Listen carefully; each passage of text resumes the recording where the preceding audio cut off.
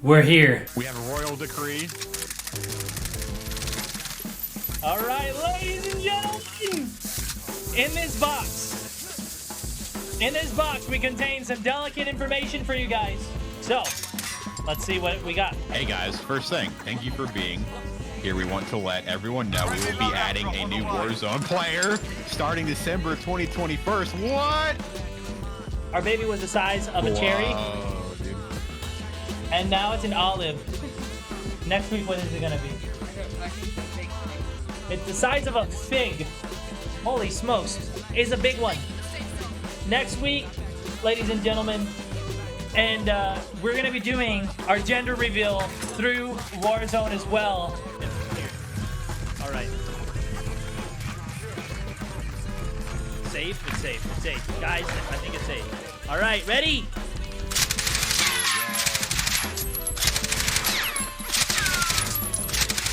guys wanted to know, you guys wanted to know, you guys wanted to know, you guys wanted to know.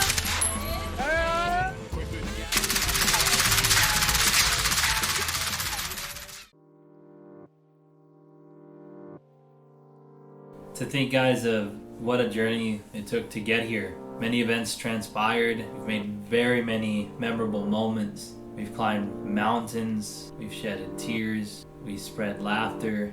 And we spread joy. It's been an absolute roller coaster. But I think what excites us the most is the fact that it's like a transition into a new season. We are transitioning from one of the hardest seasons of our lives. We literally almost lost everything. It was absolutely just a crazy, crazy season for us. And now this big news, everybody's been waiting for it. It's big news that didn't hit us until the middle of this season and that helped us persevere. And there's a different type of perseverance that it gave us because of that. So last year, when COVID finally hit the area that we were living in, I lost my job, and at the time I had made the money for the household because he was in between jobs, so it affected our household a lot. But I lost my job, and then he had gotten sick.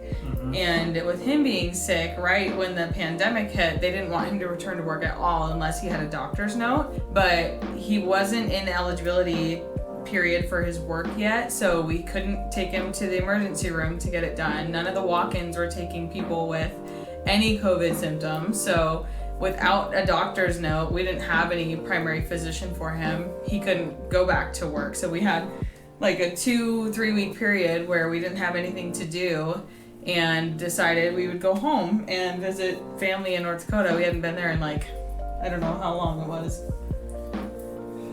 While. And I think like the second year we were dating. Yeah, so it had been like 3 or something years at that point in time. When we got there, they were all joking about us moving back to North Dakota. What would that look like? Blah, blah, blah. And like, we were severely against that idea because we were fine and happy with being in Tucson. It was warm. We didn't have to deal with like the craziness of just being back home. So they were all joking about it, but it was fun ultimately to just catch up with family and be back on the same page with everybody again. And then I got a call from my job saying that either I've become this full-time travel agent for them and they're not paying anything for the wear and tear of my car and mileage, and also I'm not going to get paid as much either way. They wanted to do part-time even, actually. That or take a furlough. We took the furlough so we could start looking for other jobs and stayed another week in North Dakota. And that's when we had actually started kind of messing around with the idea of like, yeah, like it's funny to think about moving back, but we probably wouldn't ever do that. But we had conversations just kind of in the back room about it, and then we went home back back room. Yeah, literally like downstairs in the basement, like don't say it loud enough for anybody to actually think we're considering it, but we were. So we went home back to Tucson and had spoken with just a couple of people that we really were concerned with their opinions and their inputs, like our pastor and mentors. And then most importantly, we just decided it was time to really get into some prayer and fasting and find out what the Lord had for us in that decision, because that's a big move, especially in the beginning of a pandemic where everything changed, and what that would look like moving forward. So we weighed our pros and cons. We had a big list of the benefits of moving, the not benefits of moving. Pretty much just everything everywhere, but there were better benefits on this end of the bargain versus the other one. Not that one had more than the other, it was just, it looked a lot more clear in this direction than it did staying in Tucson at that point. Yeah, it was definitely a scary thought to think about, like even coming back. So we had both spent a lot of time just personally in prayer and then coming together with what we felt like the Lord was really sharing with us. And for me, one of the things that stood out to me was the story of Ezekiel in Ezekiel 3, where the Lord tells him he's giving him a word that he needs to give to the people of Israel. But what he tells him, he tells him to eat this scroll, and that it's a bitter scroll. It's not going to be a good thing. Like when the people of Israel hear it, it's going to be a bitter thing to their ears. But Ezekiel does as he's told. He's obedient, and he takes the scroll and he eats it. But when he eats it, it's sweet as honey in his mouth. And so for me, that really stood out in this time of us possibly moving, when there was a lot on the line, a lot to think about. I was like, well, it sounds very bitter. I don't see anything sweet in that right now, other than like financially. North Dakota was a better option, and then medically, like I had different medical coverage in North Dakota, so that was a big part of it as well, because we wanted to start a family down the hopefully near future at that point. We were almost ready to move completely by July, but what really prevented us in that moment was I was searching for jobs. I got a job offer back. I mean, it almost looked super credible, but at the end of the day, it ended up being a scam, and they stole 3 times more money than the bank. Like, they didn't help us at all. We were not the victims. We were the ones who committed the crime in their eyes, and they budged no way for us. They gave us no assistance. Yeah, that was all of our moving money that we had ready to go, because we had been saving everything that we could up until that point. So ready to move, almost like making the jump. We had started packing stuff, and then that happened, and that was all of our moving money. So all of a sudden we couldn't do that anymore. So you finally got you got a real job now somewhere else, and we started working. We began to save up again to build back whatever we could, and really the thought of moving was like completely leaving our minds. Like there's no way that we could move. We don't even care to move anymore. Like it's just seems so far-fetched after something like that. Yeah, we were working again, and it was at the end of November when he had come to me one day. Just out of the blue, I was completely surprised, because he's always, his whole life, he's been like, I want to stay in Tucson. I don't want to live anywhere else. This is my favorite place. I don't want to be anywhere besides here. So even at the beginning of the year when we were talking about it, it was pretty shocking. But it was the end of November, and he had come to me and he was saying, hey, I feel like we need to move. I was like, okay, cool. He's like, no, like, I think we need to leave Tucson. I was like, okay, that sounds crazy. Sounds good. And so like he had taken time and he was praying about it, and I had taken time, and within the week I felt the same thing. And I told him, I was like, wow, that's really weird. I feel the same way. So now what do we do? But again, we went back into prayer, and we had a couple different places that we were thinking it could have been, but we ended up deciding that North Dakota was the call at the beginning of the year, and weighing the pros and cons already. We had made the long-term decision then, but in this moment we knew it was going to be a fast change. So the Lord was really wise in how he had given us a lot of time at the beginning of the year to decide that and weigh out our options. And then now thinking that we're going to be moving super quickly, we had already done the math and the work on it. One of the biggest factors being that his dad wasn't doing well medically. He was kind of stagnant. He wasn't improving, wasn't really getting worse. And then we, at the end of the year, he did start to get worse, but we knew that the Lord had called us to be obedient and to do that. So trusting that the Lord was speaking to my husband, and that it wasn't just him losing his mind wanting to leave Tucson, because that was really shocking. Not a thing for me. Like I wanted to stay. We made the decision, and within a week of us making that decision, we had already found jobs, we found an apartment, we found people to help us move our stuff to North Dakota, and then we had friends who were in Tucson who were able to help us sell and get rid of the stuff that we had. So it was a very fast move. We had a couple of weeks from the time that it was mentioned to the time that we came in agreement to the time that we had actually planned and processed the whole thing. So we moved right after Christmas, and before the end of the year, we were in North Dakota. Yep, all the way here, December, the 27th of December. So yeah, we're about to hit a year. We got here, almost died, but we didn't, and that's where it started the journey, truthfully. And I mean, it was all the journey, right? But that's where a different part of the journey started, and it had its moments, it had great moments, its bad moments, it had its tears, it's had its joys and laughters. One of the things that we wanted to do and we committed to is visiting Tucson every couple, maybe 3 months to go visit my parents as my dad was ill, and we planned to surprise them in April. Comes to hear that as the same week we're getting ready to head out to Tucson to go visit our family. My dad's already been in the hospital, but it wasn't anything like crazy. That week he started to tank in his health extremely bad, and on that same night we didn't know if we were going to see him or not. So we flew out to Tucson, went to go visit my dad immediately, you know, and it's crazy how things worked out, but at the end of the day we were glad that we had an actual planned date to visit him around that time. I just think it's kind of crazy that it just happened to happen around that time. Yeah, you saw him on Saturday, and then we got to spend time with family over the weekend and friends, and then Sunday your mom went to go visit, and they only allowed one visitor per day, so he got to see him on Saturday, and then on Monday he went to go see him again, and we planned to go again on Tuesday. Over the weekend, it was so funny. We had our godson, thankfully, was born a week right before that Saturday, so he was a week old, and everybody was joking, oh, when are you guys gonna have a family of your own, blah blah blah. And we had always talked about, I mean, we were 3 years married now at that point. We always said once we were more financially set, and we didn't know what that looked like, because everybody ideally would like to be more financially set before they have kids, whatever that looks like. But we both got new jobs, we were living in a good home situation, we were saving money again, we were back on track. So I remember we had looked at each other and we were like, well, it's like now ideally, like any time now. So what he didn't know though was that I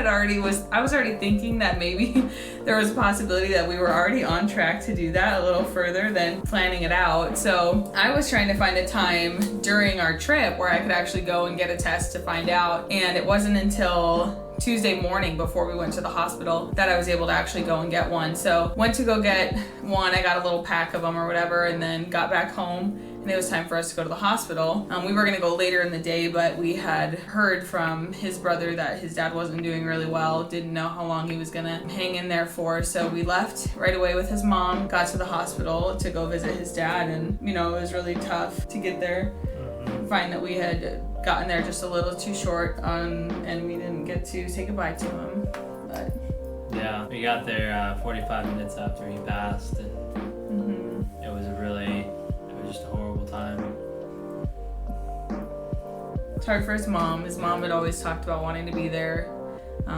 It was hard. It was very hard to get there, feel like we just missed it.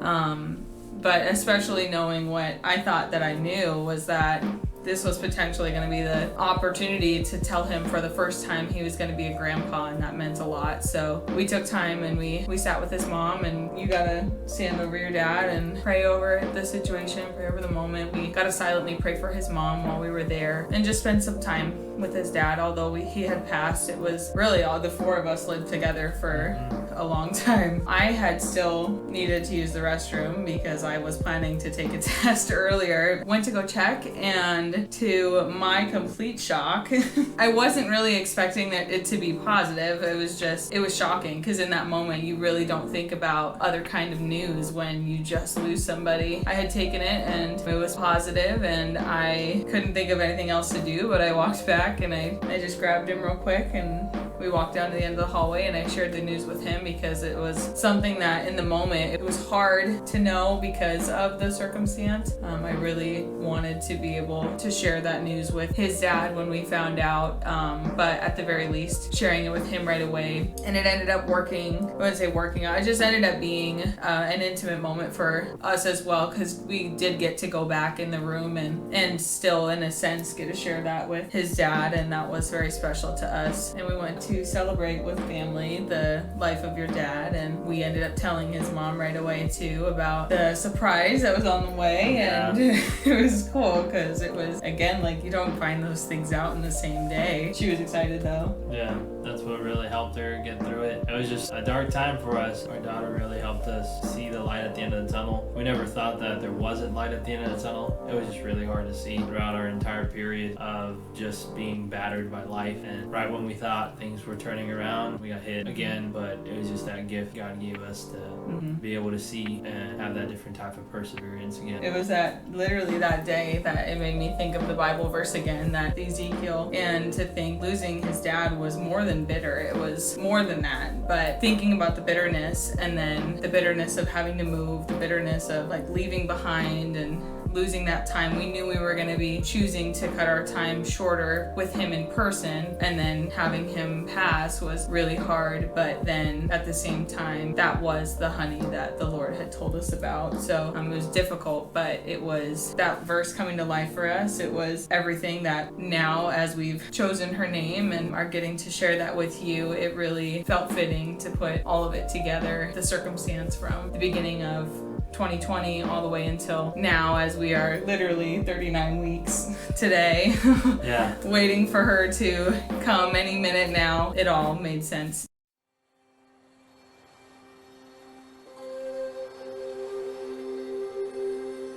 And now the story of a young girl.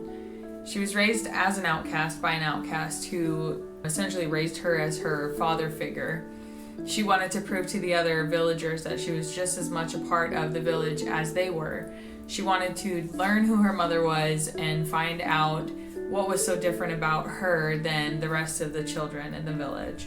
Her father figure and her mentor, Rost, he taught her how to forage for herself, how to fight, how to essentially take care of herself outside of the village, because coming inside of the village, the other children and the other parents would all view her as, like an outcast, because that's what she was, and they made sure that she knew that that's what she was. It wasn't fair to her, but she took it as a grain of salt, and she just pushed harder and worked harder every single day.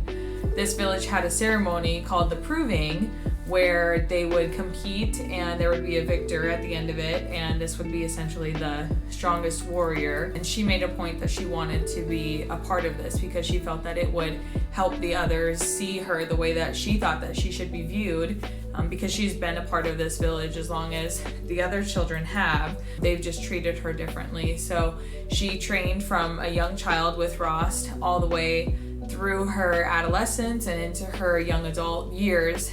And when the time came for the Proving, they competed, and she actually won this Proving. The other young adults, her competitors, were not happy about this because she was an outcast, and they didn't think that it was fair or shouldn't even be possible that she could win. But the elders decided that she had proved herself and that she was the rightful victor of this ceremony. The village went very quickly from celebrating this ceremony and this Proving and this victory to mourning. They had been put under a surprise attack by another group of people. They didn't know who they were, who sent them, where they came from. They didn't know anything. And this attack resulted in a lot of death for this village, including other competitors that she had just competed with, and her father figure mentor, Rost.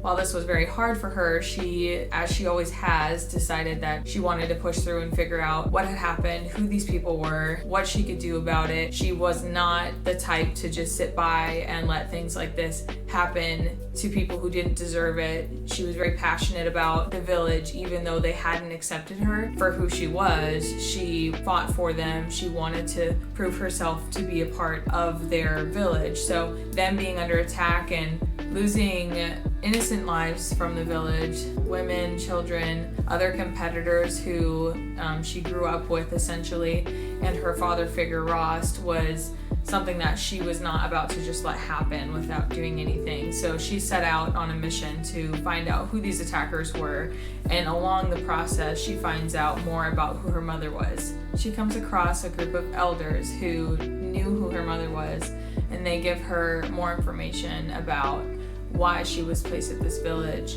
They knew that her mother had intended for her to be a protector, to be a warrior for these people, and so she had to leave her for her own safety. Her mother was sought after by this, what we will find out later is this group of attackers, but she didn't want to leave her with herself. She found it safest for her daughter to be left at this village with an outcast so that there wasn't people like seeking after her and finding her. So while she is on this mission to continue to find out more about who these people are and what had happened, why it happened, she is caught up with other villages and other villagers. She's able to help them out along the way with things that they're dealing with as well, because these attackers aren't just coming after her village, they are ravaging through these other villages as well. And so she's able to help them with the things that they're needing help with as well, personal situations between villagers, and they become closer friends, they become well known, and she continues her journey to find these attackers. Ultimately, at the end of the day, she does find out who these attackers are, and with the help of the people that she had met along this journey, they're all able to come together and stop these attackers from continuing to ravage through the land and cause more havoc. So she thinks that she's finished everything that she's been set out to accomplish, although that is a great accomplishment to do. It wasn't everything that her mother had in store for her. She finds a video of her mother and another friend talking about what her mother wanted her child to be like and what she envisioned for this child's life. And what she had told her friend was that she felt that her daughter was going to be willful, curious, unstoppable, and compassionate. And so throughout this whole story, this young girl, she is willful, she is curious, and she proves herself to be unstoppable. But throughout this journey, she finds out that she's also had compassion inside of her, and that compassion is what brought all of those people together.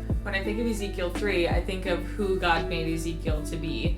He's a man who would deliver God's word to a people that would take it as a bitter word, but because of Ezekiel's obedience and because of who God is, it was sweet like honey is God's words. It would be bitter, but it was sweet like honey.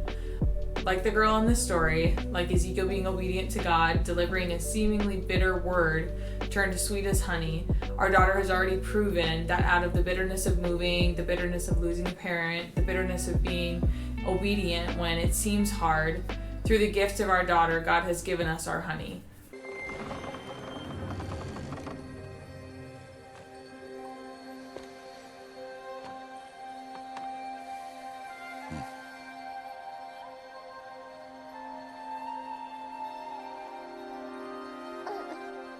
What's that now? Don't like the cold? Can't stay in today. We have a ritual to perform, you and I.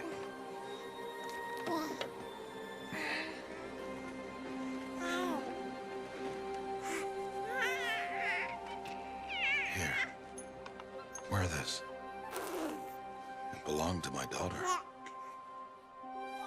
Good.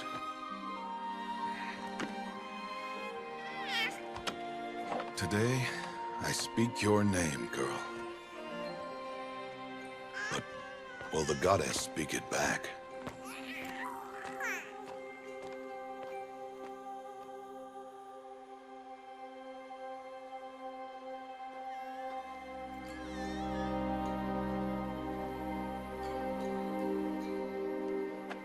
Normally, it would be the mother who declares, if you had one.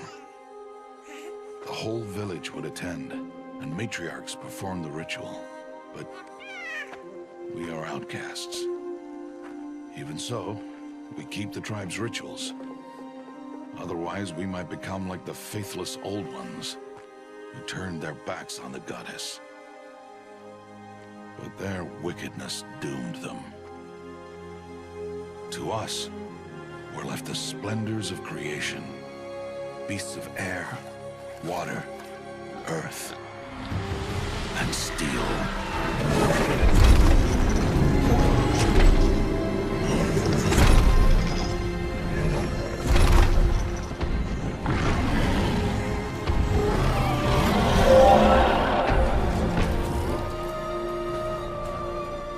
It is one thing to hunt a beast, another to hunt a machine. You must be humble and respect their power. I will teach you this one day.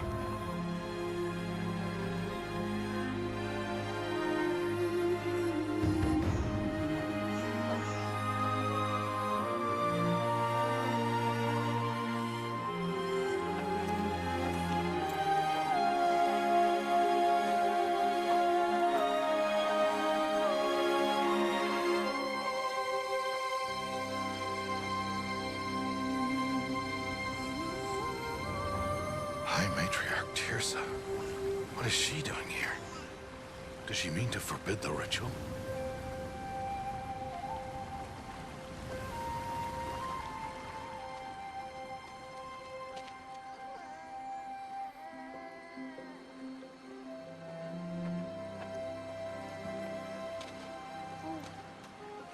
No, off your knees. It's nearly time. And yes, you may speak to me.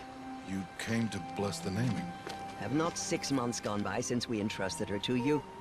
but we are outcasts. You by choice, and she, well... I am a High Matriarch, Rost. I bless whom I choose. Then you honor us. Yes, now go, and be ready to declare. Go!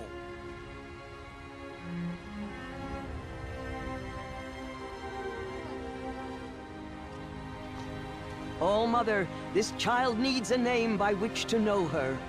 That your love may warm her life as the rising sun warms all the earth. Speak her name! Aloy!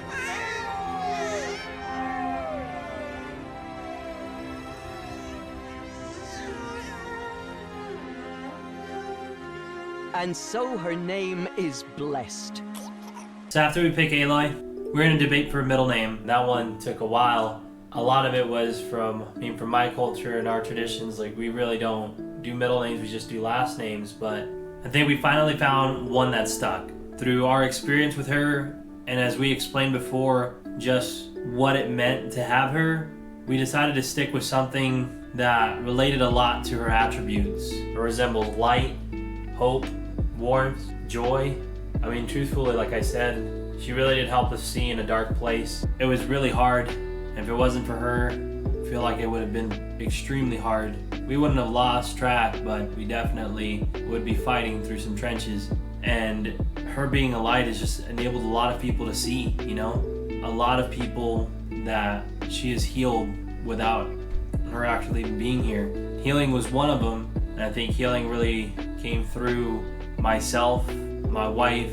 Most importantly, I think the one who saw the most was my mom. After losing my dad, it was a pretty big hit for her, but I think us being able to introduce her into her life at such an early state really did help her out with the mourning process. And now she's one elated lady to have a grandchild and a granddaughter, to be more specific. But even then, we've seen her repair relationships that were long overdue to be repaired. And then you have Joy, and she's been making everybody excited and jittery, and she's not even here. She's changing people's lives, not even breaking a sweat. Most importantly, hope. She provided a lot of hope for a lot of people, and she's changed a lot of hearts and helped a lot of hearts see. And me and my wife could even see that. She gave us hope, but we've seen friends and family receive hope like we've never thought we would see. So this name that we speak about, this middle name that we talk about, decided to name her Sol. Sun, sunny translations in English, but it is a Spanish translation for sun,